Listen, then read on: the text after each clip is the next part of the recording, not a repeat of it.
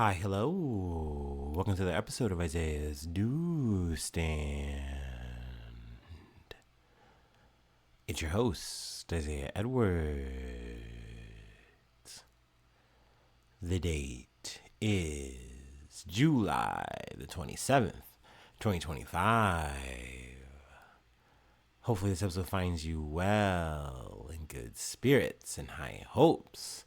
As for me, I'm doing pretty good. Hopefully, you're having a fun Sunday, a Sunday fun day, if you will. As for myself, but he's been pretty good, been pretty relaxed, pretty chill situation. We woke up, the usual situation on our weekend. Woke up at the homie's house, had a little more or less a little nap, a little siesta, a couple of hours or so. Then we went out, we got up, we went home, took a longer rest, got up around 10:30, closer to 11. I just really didn't want to get up at that point. I was just like, oh, I'm in such a lazy mood. But, we eventually got up and went on getting to the grocery store. Grocery store was pretty good. Didn't do too much damage, so that was nice. Post the grocery store, we wind up at the gym. Now, gym was interesting. Gym was good. I know I said yesterday, and I've been kind of hemming and hawing, like, oh, I'm in a transition. I'm switching things up. What I wind up doing, I wind up hitting some PRs on the Smith machine. So what can I say? I wound up just lifting heavy anyway. It's hard. It's hard to say no to myself on this. Like, I get greedy in the gym. But we lifted bigger on the bench press. I was happy about that. About another about 10 pound, whatever, increase, something like that. 10, 20, whatever. It doesn't really matter. Just a little bit extra. Then we did some more on the squat and we did some more on the deadlift. So I'm very happy.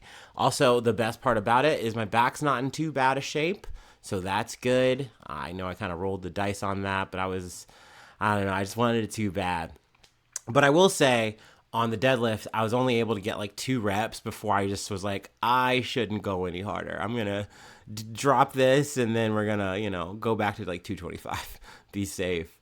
So, it was a nice way to close out the weekend in terms of the weight training. So I was very happy about that. Cardio went well as well. So overall, I'm in a solid mood. I'm in a good state of mind and being. So we can go ahead and get our. Oh, wait, I'm sorry. I'm getting ahead of myself. Let me talk about Saturday night. Last night. So we wind up going out. We hit Northside. Big chilling. It was nice seeing the homies. Nice hanging out. We started off with Chameleon, and we got some pizza. I ordered 3 slices this time, so I was eating big already. One slice was the elote pizza, so like had all the accoutrement of like an elote, with this. I think it was like an avocado sauce that they put on top of it. That was very yummy. I think that was like probably the best slice. The next slice on the veggie, that was the Bianca, so it had the white cheese, yeah. But the veggie, that one was a little bit weird. That was a little cerebral. So it had some mushrooms. It had broccoli. It had peas, and maybe some other things on it as well. I gotta say, was that my favorite pizza ever? No, it wasn't my favorite slice, but it cleared. It was a good slice of pizza. I need that stated for the record. It was not bad. I gobbled it, swallowed it. It was yummy. But definitely interesting. Definitely a little bit different. And then we had a slice of pepperoni, keeping it classic. Then I also got an order of cheese sticks. I was just feeling debaucherous. And my friend ordered a thing of fries for the table. And I pretty much wound up being the table. So that was how we started like the night in terms of like eating, have a couple drinks. Actually, I only had like my PBR there. But at that point already, I kind of like blew my stack. Like I kind of ate too much. Also, my friend clocked me. He like when I had the elote pizza, he's like, "Bro, why are you moaning?" I was like, "It's good. What are you going to say?" I can't stop myself. That's one of the beauties of my diet. Maybe not the beauty, but like because I'm only eating like the same thing all the time. Whenever I'm going out and eating something, if it's good, then it's good, and I can't help myself. It's like Harry Met Sally type shit. But no, it was definitely yummy. But I hit my limit. I was very like like food hung over immediately, food drunk, if you will. And I kind of spent most of the night nursing more water than beer. Which is maybe for the best. But that being said, I still had a really good time, had a fun time. Later, we went back to homie's house. We're just chilling, watching some wrestling, drinking a couple more beers, and then he busts out an egg sandwich, like pepperoni and egg sandwich with some cheese. It was very yummy. He did some like technical stuff with the egg, like some butter. I mean, he like a frother was involved. I'm not sure. I wasn't in the kitchen at the time, but he whips up some magic, and it's like this like fluffed folded egg, and it was hitting. It was good. So, and on a nice piece of like, I think it was like a sourdough bread situation. Ooh, I initially, when we were coming back home, because I was so full, I was like, I couldn't eat any more food, bro. I couldn't do it. But then I found the room. I found a way. So yes, it was very yummy, very good. And yeah, that was my Saturday. That was my Sunday, and you're all caught up on my Joneses. So yeah, let's go ahead and do our startup, and let's get into some news. Oh boy.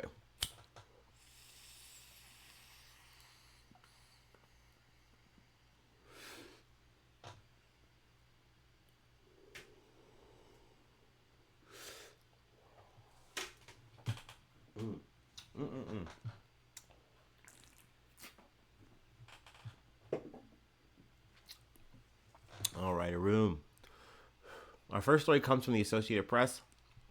Israel begins daily pause in fighting in 3 Gaza areas to allow minimal aid as hunger grows. The Israeli military on Sunday began limited pauses in fighting in 3 populated areas of Gaza for 10 hours a day, part of measures including airdrops as concerns grow over surging hunger and as Israel faces criticism over its conduct in the 21-month war. The military said the tactical pause in Gaza City, Deir al-Balah, and Muwasi are all with large populations would include humanitarian aid entering the territory.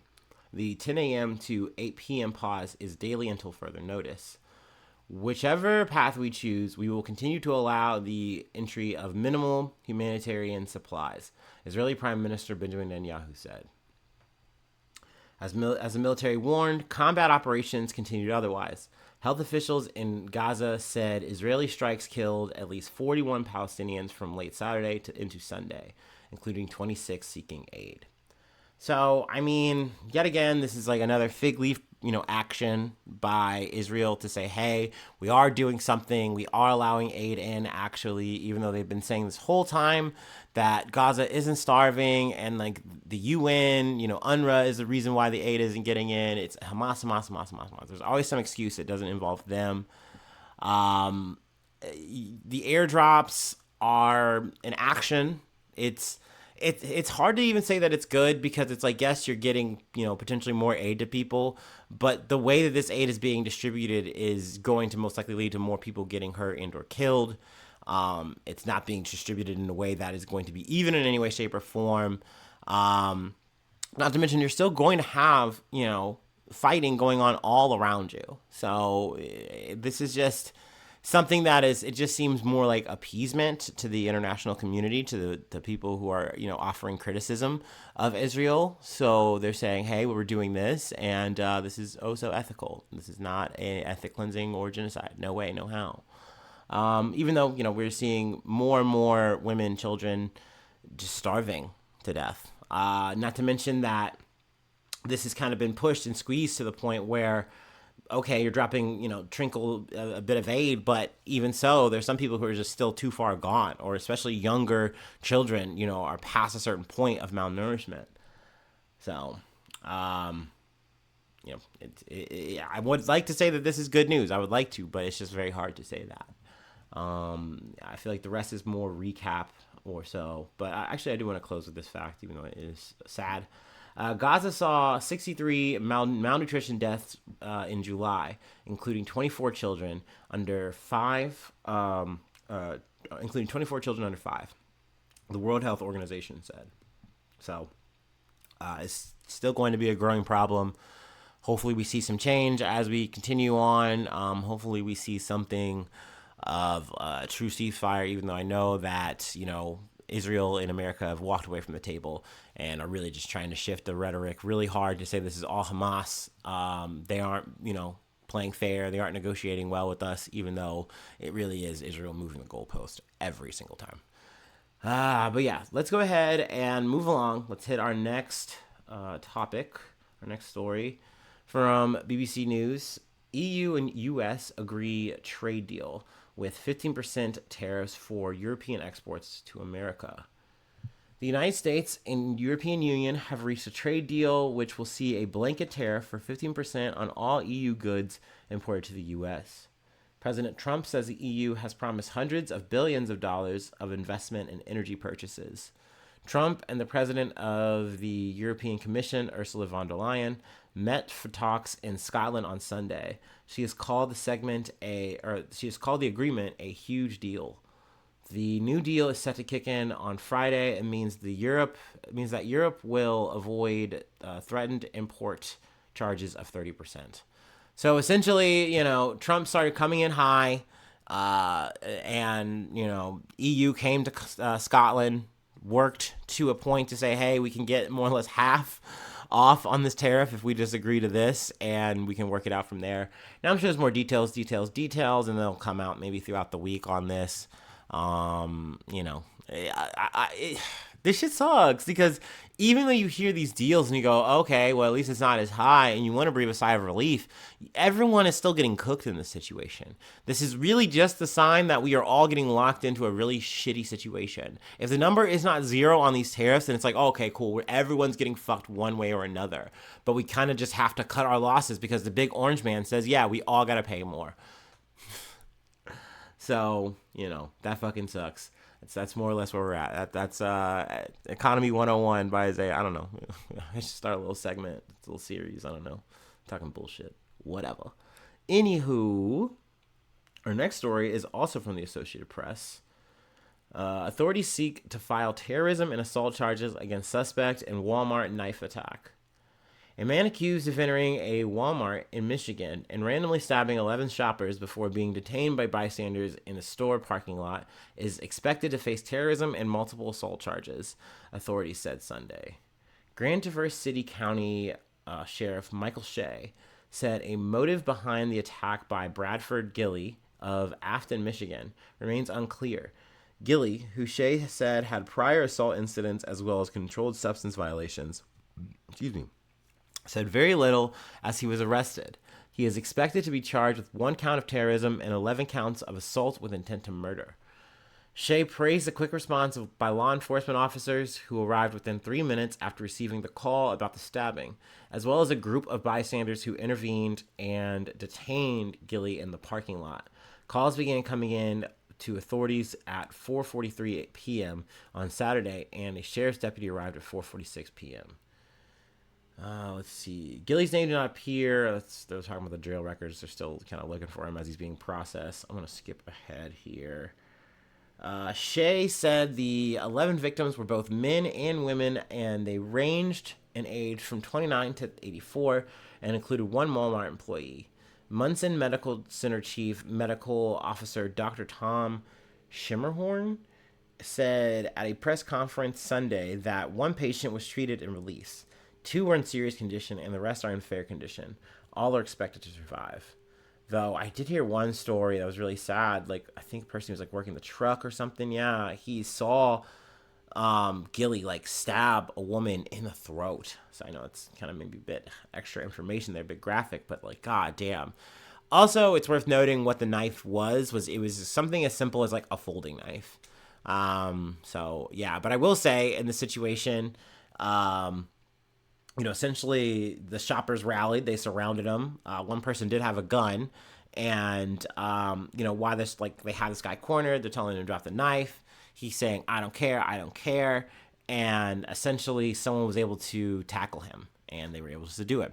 So, that's how he was detained and apprehended. I'm glad that, at least at this point, and let's knock on wood, no one has passed. No one was fatally wounded. But yeah, obviously a very sad, depraved moment. The terrorism charges are what they are. I guess we'll see, how that shakes out in trial. And, I imagine we'll come back to the story again at some point. Let's move on. Our next story from USA Today. Man who murdered Palestinian American 6-year-old boy dies in custody, officials said. Officials say. The Illinois landlord convicted for murder of a Palestinian American 6-year-old boy died in custody, officials said. Joseph Zuba, I think it's Zuba. I've never pronounced his name correctly. My bad. Joseph Zuba, 73, fatally stabbed the child Wadi Al-Fayumi over 24 times days after the start of the Israel-Hamas war in October of 2023. Prosecutors called the killing a hate-filled attack because he and his mother, Hanan Sheehan, were Muslim. The murder came after Zuba and Sheehan spoke about the onset of the Middle East conflict. Sheehan and Al-Fahumi, a kindergartner, rented 2 rooms from Zuba in Plainfield, a suburb about 40 miles outside of Chicago. Now he was found guilty of murder, hate crime, and attempted murder charges for the attack. A state circuit court judge in May sentenced him to 53 years in prison. Now, Zuba died in Illinois Department of Corrections custody on July 24th. Kevin Hedemark, a spokesperson for the Will County Sheriff's Office, said in an email, Hedemark referred questions, including about the cause of Zuma's death, to state officials who didn't immediately respond to a request for comment. So we're not going to go into the guts of the story. We've talked about this story before. More or less I put a nail into it. But, the fact that Zuba passing away, I felt it was worth mentioning. Don't have the details on it, but is what it is. I mean, granted, his old age, 73, some kind of natural cause of some sort. So yeah, worth noting. Obviously, no condolences. No, you can't. You're not gonna hear me saying any of that. No, what that dude did was really fucked up, very fucking depraved and evil. But obviously, once again, to the family, who really had to endure with the loss of their child and just that kind of hate. From someone who's supposed to be your landlord. It's supposed to be more or less taking care of you. That's what you're paying him for. Facilitating this whole fucking estate bullshit, and they do that.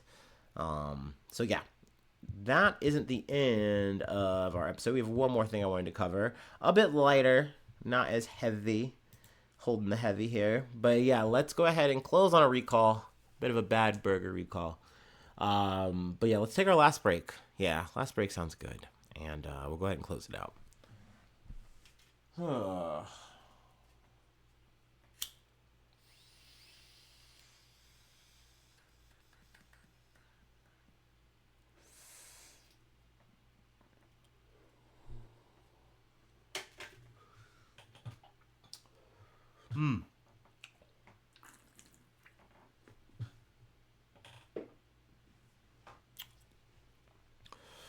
All right, our last story comes from Newsweek. FDA issues highest risk warning for cheeseburger recall. A brand of cheeseburgers is being recalled due to undeclared allergens. Sheehan Brothers Vending issued a voluntary recall for its cheeseburgers, which are being distributed across 3 states due to undeclared sesame. As a result, the FDA, or the Food and Drug Administration, has classified the recall as Class 1 health risk, the most serious type of recall. Let's see here. Just skimming ahead a bit. As well as the cheeseburgers, the company is also recalling its spicy chicken sandwich, Italian mini subs, pepperoni pizza sub, chili cheese coney, and BBQ riblet with coleslaw due to undeclared sesame. So that's in a lot of products apparently. They didn't have any kind of list of that nature with any kind of lot codes or anything.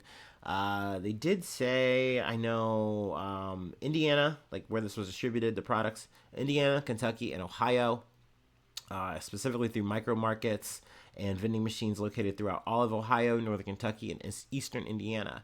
They were available for purchase between July 2nd and July 8th of 2025. So I guess you at least have that time frame window if you purchased it during that time. Oh my God, I can't imagine you still have that on ice or something. Oh boy. But, obviously buyer beware, and, if you had that, obviously get rid of it, just toss it, it's kind of Jover for that. Or get your refund if you can, you know how that goes. But yeah, little simple, a little less sad there. Talking about some bad burgers, too much sesame on them. But yeah, that is where we're gonna close it out for today.